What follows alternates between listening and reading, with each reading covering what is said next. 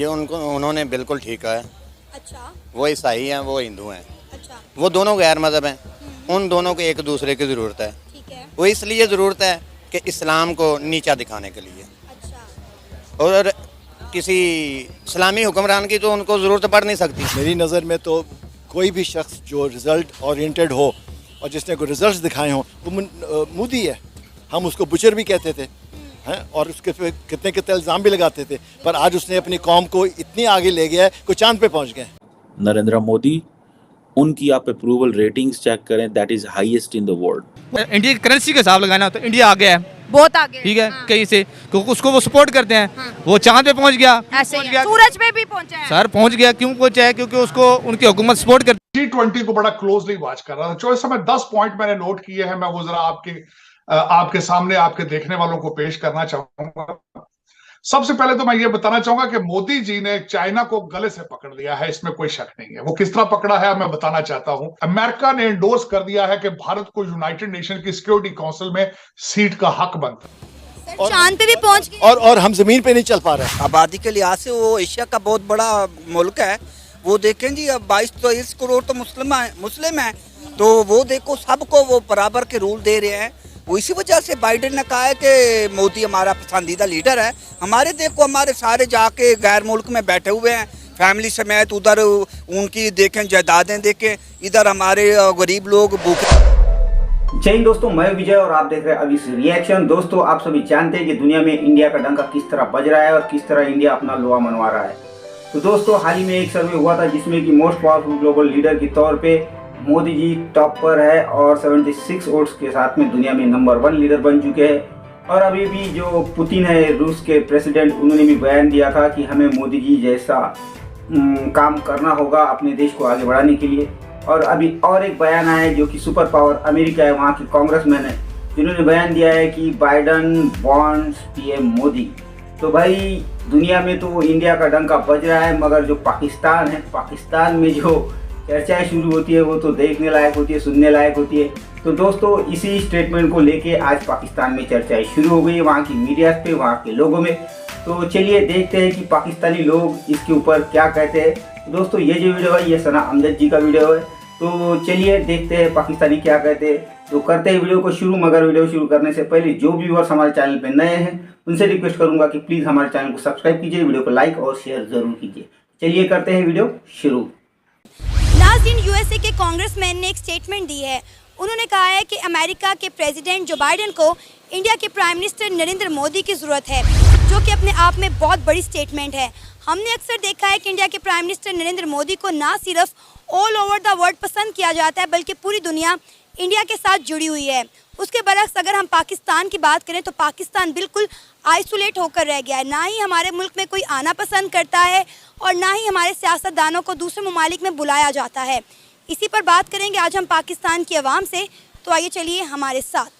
IMF के सामने पाकिस्तान को जो सा है वो, मतलब आईएमएफ पाकिस्तान को नाच नचाता नजर आता है। तरले, मतलब ये अगर मैं डायरेक्ट सीधे अल्फाज में बोलूं तो तरले हम करते हैं आईएमएफ के सामने जाके कि हमें इतने डॉलर दे दो, इतने मिलियन, इतने बिलियन डॉलर दे दो, वरना हमारी इकॉनमी नहीं चल पाएगी, पाकिस्तान नहीं चल पाएगा। उसी आईएमएफ की जो प्रेसिडेंट हैं वो दिल्ली में डांस करती नजर आती हैं, यानी कि जिन्हें पाकिस्तान को नचाते हैं, दिल्ली में जाके वो नाचते नजर आते हैं। बिल्कुल, आप ना सिर्फ वहां आईएमएफ की हेड थी, वहां पे वर्ल्ड बैंक के अजय बंगा जो कि भारतीय निजात है, वो भी उनको भी देखा गया है, तस्वीरें खिंचवा रहे थे। मैं सबसे बड़ी बात बताऊंगा कि उन्होंने जो ग्लोबल साउथ का एक नारा लगाया है, जो ग्लोबल साउथ की इकोनॉमिक जरूरतों का उन्होंने जो नारा लगाया है, इट्स अ वंडरफुल थिंग। और जो मोदी जी का एक ख्वाब है, मैं समझता हूं कि he will be remembered for the century. India के प्राइम मिनिस्टर अगर नरेंद्र मोदी की हम बात करें तो कैसे लीडर हैं वो? मेरी नज़र में तो कोई भी शख्स जो रिज़ल्ट ओरिएंटेड हो और जिसने कोई रिज़ल्ट्स दिखाए हों वो मोदी है। हम उसको बुचर भी कहते थे हैं, और उसके पे कितने कितने इल्ज़ाम भी लगाते थे, पर आज उसने अपनी कौम को इतनी आगे ले गया है कि चांद पे पहुंच गए। चांद पे भी पहुंच गए और हम ज़मीन पे नहीं चल पा रहे हैं। सर, चांद के साथ साथ उन्होंने अपना सोलर मिशन भी लॉन्च कर दिया है, सूरज की स्टडी करने जा रहे हैं। वो एक कौम बन गए हैं और वो एक सिस्टम में आ गए। उन्होंने सारी दुनिया में ये साबित किया है कि दे आर वर्थ समथिंग, और हमें सारी दुनिया में हमने ये साबित किया कि हम चोर डाकू हैं। अच्छा सर, मुझे ये बताइएगा आप कि एक स्टेटमेंट आई है यूएसए के कांग्रेसमैन की जानिब से। उन्होंने कहा है कि जो अमेरिका के सदर हैं जो बाइडन, उन्हें इंडिया के प्राइम मिनिस्टर नरेंद्र मोदी की ज़रूरत है। क्या कहेंगे, क्या ज़रूरत पेश आ गई उन्हें इस तरह का बयान देने की? क्योंकि कोई ऑल्टरनेट नहीं है उनके सामने। पाकिस्तान में क्या है? शहबाज शरीफ, नवाज शरीफ, जरदारी, और कौन है जिसके आपके पर जलते हैं उसको आपने जेल में डाला हुआ है। इमरान खान। लेकिन सर और भी तो ममालिक के बहुत बड़े बड़े लीडर है ना, why prime minister Narendra Modi? Because he's proved his worth. He's proved his worth. He scored all the marks. Sir Pakistan में नरेंद्र मोदी को बहुत ज़्यादा तनकीद का निशाना बनाया जाता है, उन्हें चाय वाला और पता नहीं क्या कहा जाता है। वो चाय वाला से बनकर कहाँ पहुँच गया, इसलिए हमें शर्म करनी चाहिए कि हम कहाँ से कहाँ पहुँच गए। वो चाय बेचता हुआ प्राइम मिनिस्टर बन गए और दुनिया में इस वक्त सबसे मकबूल शख्सियत बन गए। सर आप देखें कि उनकी डिमांड कितनी ज़्यादा है, ऑल ओवर द वर्ल्ड हम देखें उन्हें कितनी रिस्पेक्ट, कितना प्यार मिलता है। हमारे प्राइम मिनिस्टर कहीं चले जाए तो चोर चोर के नारे लगते हैं, वो डर जाते हैं कि कहीं हमसे भीख मांगने तो नहीं आ गए। नरेंद्र मोदी जाएं तो उनके लिए रेड कारपेट बिछाया जाता है, दूसरे मुल्कों के प्राइम मिनिस्टर उनके पाँव छूते हैं, आसमान पे लिखा जाता है welcome prime minister Narendra Modi. और हमारे प्राइम मिनिस्टर जाएँ तो आप ये बात छोड़ दें, अभी हाल ही की MBS की विजिट देख लें। MBS की विजिट दें, उसने थूका है पाकिस्तान के ऊपर और वहाँ जाके करोड़ों अरबों रुपए की इन्वेस्टमेंट अनाउंस कर दी है। Gist of the story is here. आप क्या हैं? आप कुछ भी नहीं हैं। हम एक पकड़ लो, मार दो, उठा के ले जाओ, पता ना चले कहाँ गया। जो कोई भी भारत की तरफ आंखें उठाकर देखेगा, उनके कलेजे में हम गोलियां दाग कर रहेंगे। आज हर अफगानी बच्चा पाकिस्तान से उतनी ही नफरत करता है जितना हर बंगाली बच्चा नफरत करता है।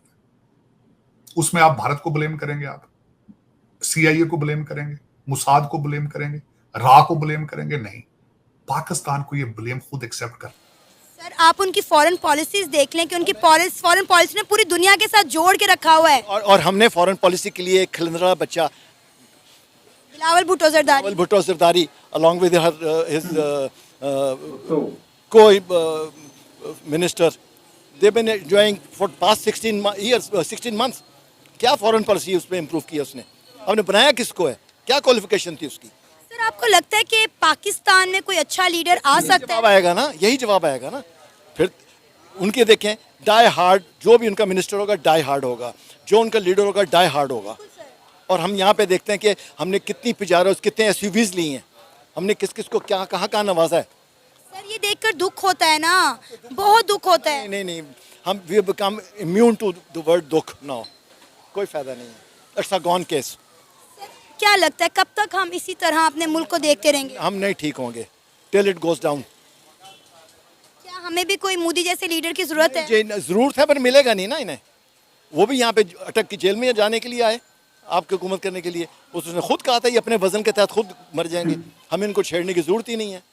They would not use the bullets on us, जरूरत ही नहीं उन्हें। They have done their job. और ये देख ले क्या हालात हैं। जो सबसे ज्यादा इस वक्त जो चाइना को बुखलाहट का निशान होना चाहिए, घबराना चाहिए उनको, क्योंकि CPEC को भी उन्होंने नीचे गिरा। सबसे पहले तो मैं ये बताना चाहूंगा कि मोदी जी ने चाइना को गले से पकड़ लिया है, इसमें कोई शक नहीं है। वो किस तरह पकड़ा है मैं बताना चाहता हूं कि इन्होंने क्या क्या दुनिया के सामने प्रोग्राम रखे हैं। फाउंडेशन तो इन्होंने जाके जकार्ता में बना दी थी। इन्होंने कहा था कि हम कोविड के बाद जो न्यू वर्ल्ड ऑर्डर है हम उसके बारे में बात करेंगे। तो जो सबसे पहले इन्होंने बात की है, ब्रिक्स के गुब्बारे से हवा निकाल दी है मोदी जी ने। वो ये इस तरीके से कि चाइना चाहता था ब्रिक्स को एक्सपैंड किया जाए और अपना इन्फ्लुएंस बढ़ाया जाए। मैं समझता हूं कि G20 में जो अफ्रीकन यूनियन को मेंबरशिप दे के इन्होंने एक्सपैंड किया है, 15 मुल्कों को लपेट में लिया है, ब्रिक्स के गुब्बारे से हवा निकल गई है। दूसरी बात, जो सबसे ज्यादा इस वक्त जो चाइना को बुखलाहट का निशान होना चाहिए, घबराना चाहिए उनको, क्योंकि CPEC को भी उन्होंने नीचे गिरा लिया है। वो किस तरीके से गिराया है? शिपिंग और ट्रेन का जो इन्होंने प्रोजेक्ट दिया है कि यहां से दुबई तक, यहां तक मिडिल ईस्ट तक चीजें शिप की जाएंगी और उसके बाद ट्रेन में ना सिर्फ अफ्रीका बल्कि यूरोप में जाएंगी। ये जो CPEC या BRI belt and road initiative था, उससे एक बहुत बड़ा प्रोजेक्ट है। और उसके बारे में अब मैं इस पे थोड़ा सा बोलना चाहूंगा कि इस वक्त जो BRI जो इनिशिएटिव था चाइना का, उसके बारे में क्या क्या एतराज लोग कर रहे हैं। लोग ये कहते हैं कि ये एक डेट ट्रैप था स्मॉल कंट्रीज को उसमें फंसाने के लिए, और चाइनीज वाकई ही जब किसी को सूद देते हैं तो एक लंबा चौड़ा उसके रिटर्न में मांगते हैं। इंटरेस्ट रेट बहुत ज्यादा होता है। कि आपके BRI की जो बेल्ट रोड इनिशिएटिव था, लोग उससे पहले ही जो है वो बेजार हो चुके हैं। उसकी एक सबसे बड़ी मिसाल है कि इटली ने ऐलान कर दिया है कि हम बेल्ट एंड रोड इनिशिएटिव से निकलना चाहते हैं। सर आपका नाम? मोहम्मद अमीन। क्या करते हैं? गोलगप्पे बेचता हूँ। गोलगप्पे बेचते हैं। अच्छा, आपको पता है कि USA के कांग्रेसमैन ने एक स्टेटमेंट दी है कि जो बाइडेन को, जो कि अमेरिका के सदर हैं, उन्हें इंडिया के प्राइम मिनिस्टर नरेंद्र मोदी की ज़रूरत है। क्या कहेंगे, उन्होंने ऐसा क्यों कहा? ये उन्होंने बिल्कुल ठीक कहा है। अच्छा। वो ईसाई हैं, वो हिंदू हैं। अच्छा। वो दोनों गैर मजहब हैं। उन दोनों को एक दूसरे की ज़रूरत है। ठीक है। वो इसलिए ज़रूरत है कि इस्लाम को नीचा दिखाने के लिए। अच्छा। और किसी इस्लामी हुक्मरान की तो उनको ज़रूरत पड़ नहीं सकती। ये बात आपको क्यों लगती है? अब कितनी इस्लामिक कंट्रीज़ हैं जो इंडिया के साथ ट्रेड भी करती हैं, इंडिया में जाती भी हैं, और आप ये बात कह रहे हैं? वो अपने अपने मफाद पे हैं। अच्छा, ये बताएं कि इंडिया के प्राइम मिनिस्टर नरेंद्र मोदी पर हम बात कर रहे थे, वो कैसे लीडर है? वो अपने मुल्क के मुताबिक बहुत अच्छे लीडर हैं। अपने मुल्क के मुताबिक। ठीक है। हमारे मुल्क के मुताबिक नहीं, अपने मुल्क के मुताबिक वो बहुत अच्छे लीडर हैं। तो ये तो बहुत अच्छी बात है। वो अपने मुल्क के लिए एक बड़े अच्छे लीडर हैं, इससे अच्छा और क्या होगा। इसीलिए आज पूरी दुनिया उनको सल्यूट करती है, उनके आगे झुकती है, उनके मुल्क में जाती है, उनके साथ ट्रेड करती है, उनकी फॉरेन पॉलिसी बेहतर है। यही बात तो मैं कर रही हूँ। अगर हमारे सियासतदान या हमारे आला हुकाम हमारे मुल्क के लिए बेहतर हो जाएं, हमारे मुल्क के लिए लॉयल हो जाएं, तो क्या ही बात हो। आपने कहा कि हमारे सियासतदान जो हैं वो गद्दार इसलिए हैं क्योंकि उन्हें किया जाता है, उन्हें मैनिपुलेट किया जाता है। क्या आपको लगता है कि नरेंद्र मोदी को ऑफर्स नहीं आती होंगी? अमेरिका ने मना किया नरेंद्र मोदी साहब को कि आपने रशिया से पेट्रोल नहीं लेना, आपने रशिया से तेल नहीं खरीदना। उन्होंने उन्हें शट अप कॉल दी। उन्होंने कहा आप कौन होते हैं हमें मना करने वाले, जो हमारे मुल्क के लिए, हमारी आवाम के लिए बेहतर होगा हम वो ही करेंगे।